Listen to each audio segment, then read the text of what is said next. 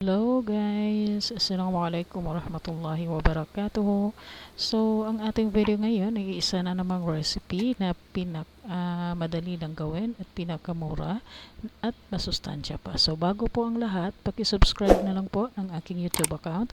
Paki-click ng notification bell just in case na may bago tayong upload na video ay ma-notify po kayo. So, paki-panood na lang po hanggang sa dulo. Maraming salamat po mga momshies.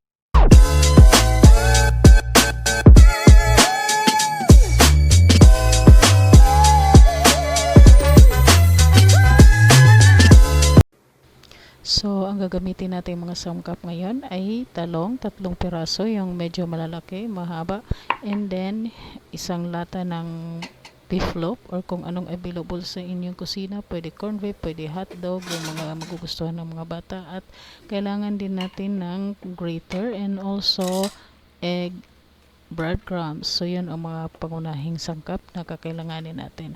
So, ayan, ang gagawin natin ay i-grate natin yung talong. So, ayan, kung wala naman kayong grater, so pwede naman hiwain nyo na lang ng maliliit yung ating talong kung wala kayong grater dyan sa bahay. So, ayan po, continue lang po pag kudkod ng ating talong mga momshies. So be careful lang po para hindi tayo masugatan.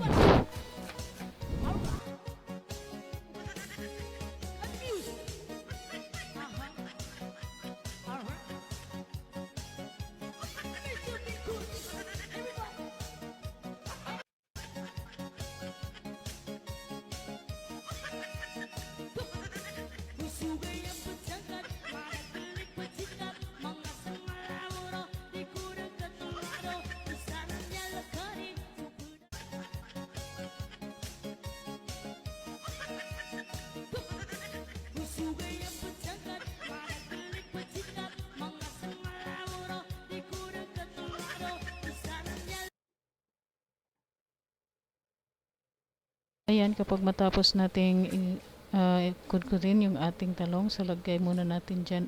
Actually, ewan ko kung nag-videohan ba yun. Dapat pigaan mo muna yan. So, ayan, pipigaan mo muna yung talong para mawala yung ano niya, yung katas niya, kasi medyo ano yung lasa niyan pag hindi mo pipigaan. So, ayan po.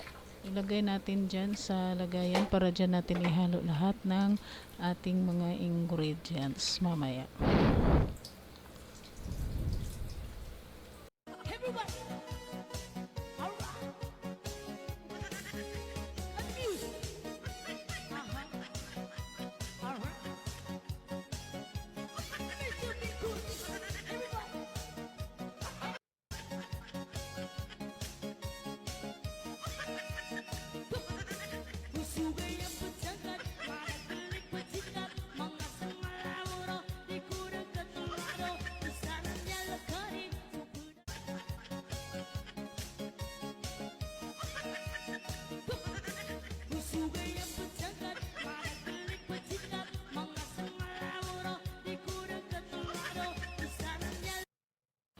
So, ayan po mga momshies, kapag natapos natin pigaan yung ating kinudkod na talong, so yung beef loaf, ayan po ang gagawin natin, durug-durugin natin mga momshies para yun ihalo natin doon sa ating talong. So, ayan lang po.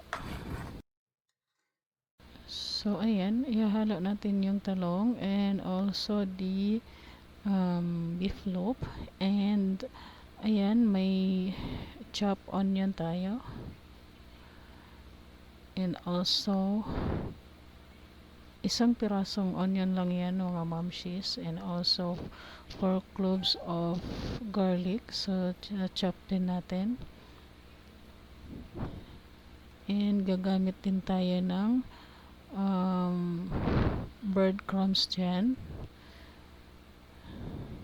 Yan. So, ihalo na natin yan, yung ating breadcrumbs. And also, 2 large beaten eggs.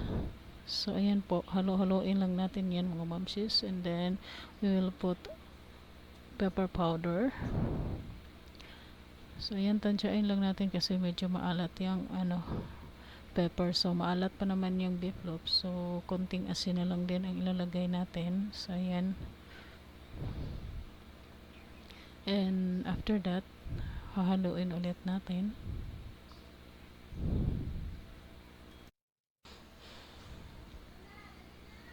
And kapag hindi pa siya masyadong kung sa tingin nyo ay kulang yung breadcrumbs, pwede din kayong maglagay ng 1 to 2 tablespoon ng cornstarch para medyo ano siya, makapit siya kapag ihuhulma na natin.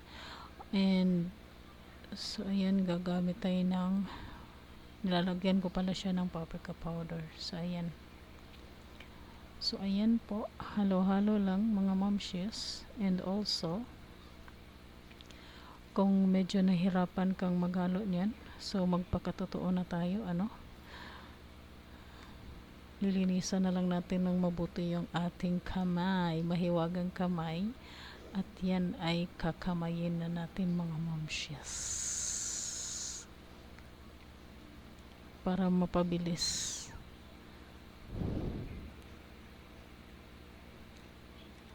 So yung cornstarch na ilalagay nyo ay tansyain nyo kung gaano karami yung nyo, mixture no. So ganyan lang po mga momshies. So ayan na siya. So maganda yung kinakamay niya para mas mabilis. So actually malinis naman yung natin, kamay natin dyan. So ayan, magpakatotoo na talaga tayo mga momshies. So ganyan talaga siya.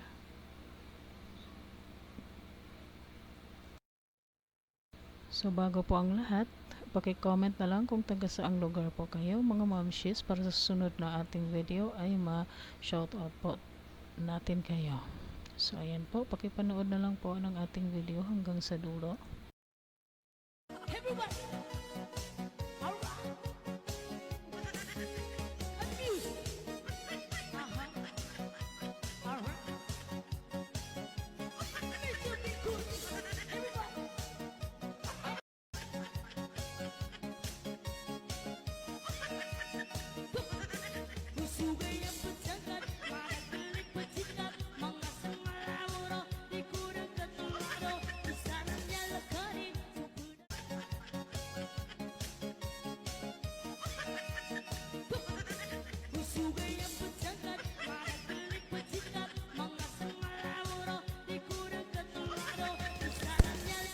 So ganyan po mga momshies, kapag niro-roll na natin siya ganyan, so lalagyan natin ng cheese sa gitna. Kumbaga yan yung palaman niya para naman malinamnam siya. So yung isa ko kasing anak is mahilig sa cheese, kaya yan, halos lahat ng pagkain ay may cheese. So ganyan yung technique niyan para kakain ng gulay ang ating mga junakis. So ayan, kapag matapos natin yan i-roll lahat, so i-coat natin siya sa breadcrumbs, and then magpainit tayo ng kawali. Kapag mainit na masyado yung ating kawali ay maglagay na tayo ng oil, yung sapat lang yung dami niya. So ayan, so antayin lang natin mainit yung ating oil, tsaka natin i-fry yung ating eggplant roll with cheese.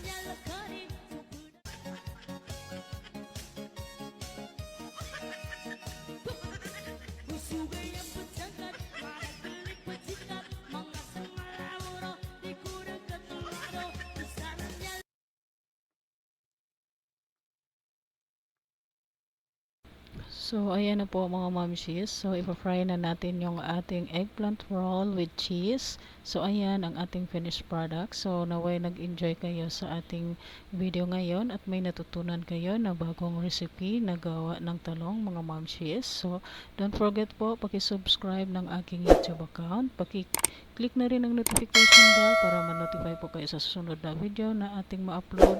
Paki-like na din and comment na lang din sa baba, and also paki-share na lang po. Maraming salamat po ulit sa inyong panonood. Naway nag-enjoy po kayo.